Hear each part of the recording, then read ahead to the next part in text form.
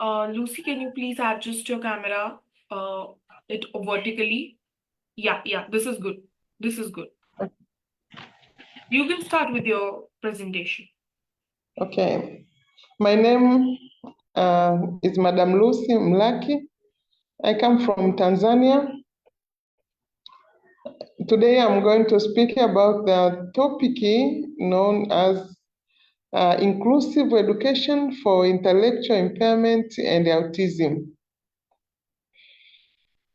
To start with, let we see the introduction of this session.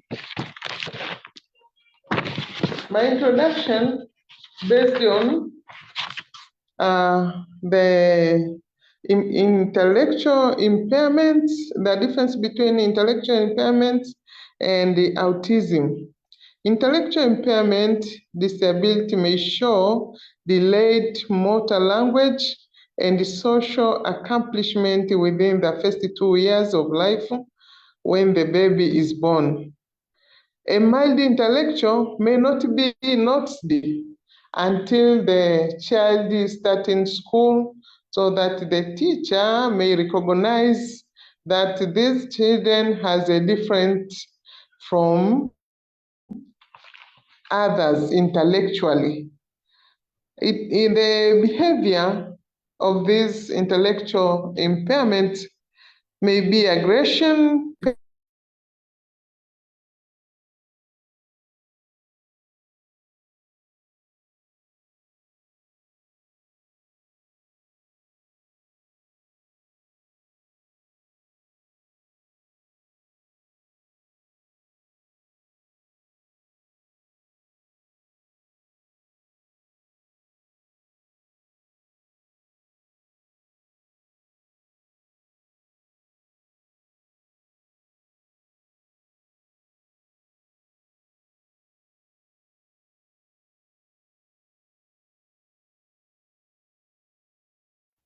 brain development,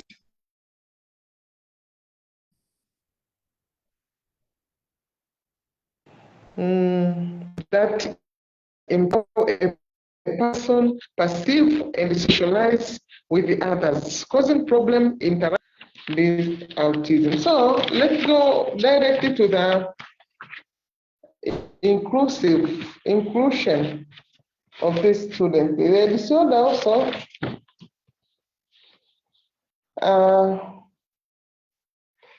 as I said, inclusive with this student with the intellectual impairment and the autism. We include them in the same classroom, but we have to take care of them. For example, when you have a class with the autism student, it is a ratio of 1:1, and the intellectual impairment is the ratio of 5:1. So when you have autism student in the class, you have one teacher have to deal with the one student, because some of them, they are hyperactive, they lack communication.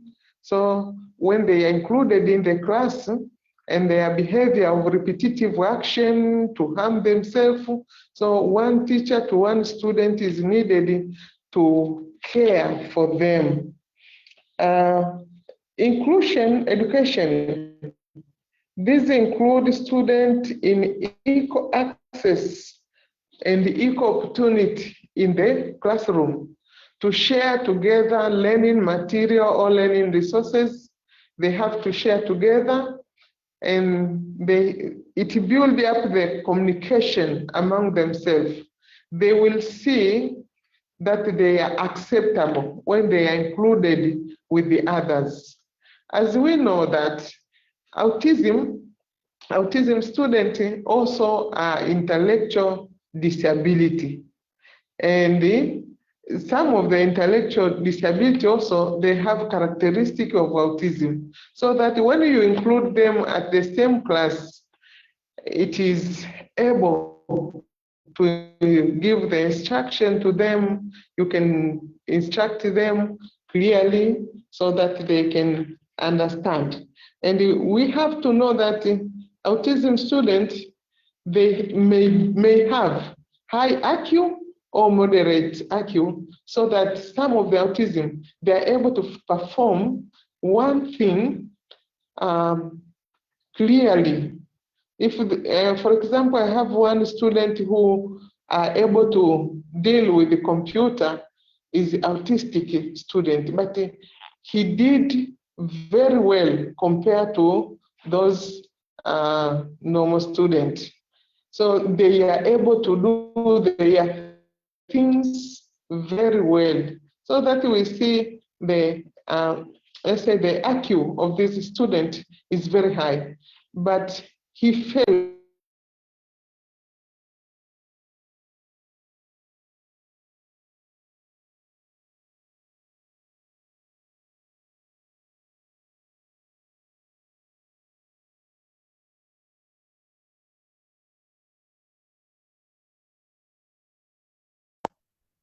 When you include them with other students, it is easier for them to grow well, to know, to understand, and to share. It improves the communication and socializing ability of these students. As I said, inclusion in class means that all children, no matter their differences in disability, in race, in whatever, they have to share together. It builds their socialization character together. Autistic inclusion with the II. This is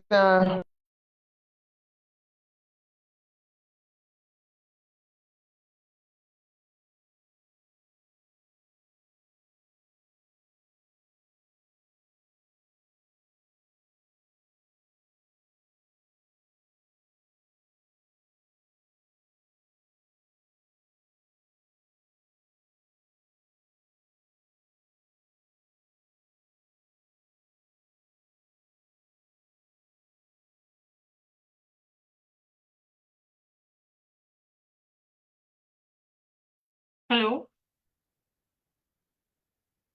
Hello?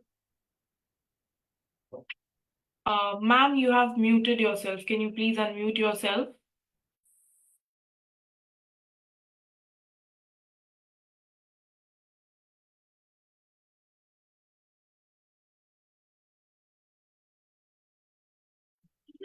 Hello? to understand themselves so that they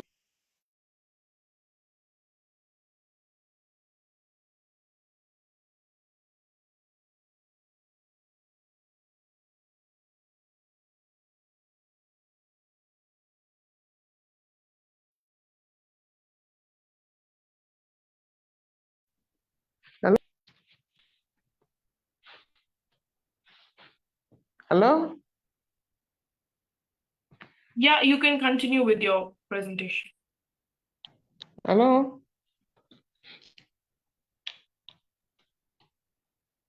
Yes, ma'am, please Okay. continue with your presentation. Yeah.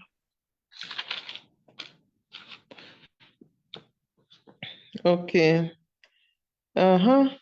The example for this inclusion education include have a mixed gifted student to mix auditory learners, visual learners, and students with the disability, such as ADHD.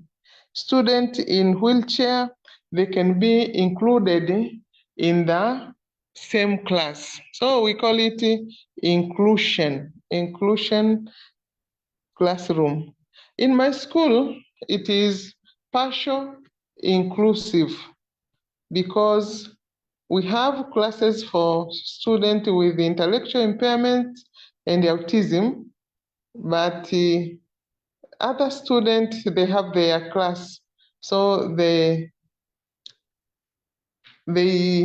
they undergo their normal curriculum there, and while we are going with our curriculum in our classes. So we call it partial inclusion. But the other school, they have full inclusion or integration, so that all students, they can mix it together in one class, so that normal school teacher and the special education teacher, they can enter one class, so that the special education teacher can provide instruction to the special needy students, while the normal routine teacher can go on with the normal curriculum teaching. So we call it full inclusion.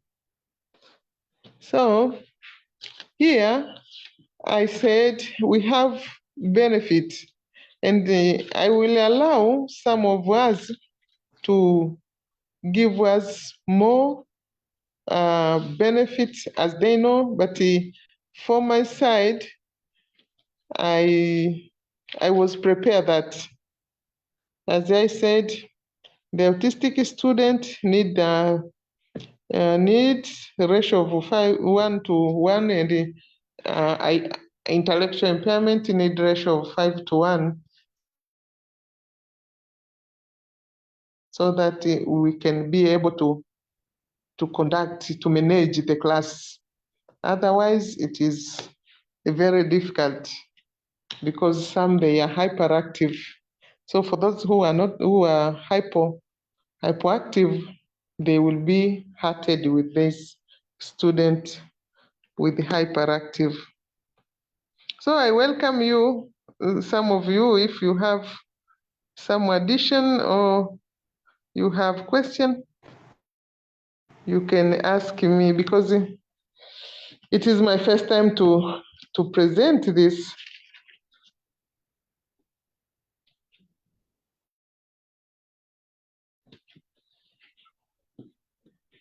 I welcome you, Madam.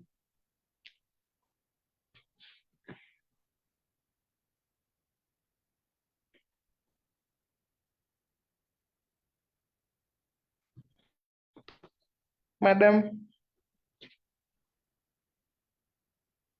Hello.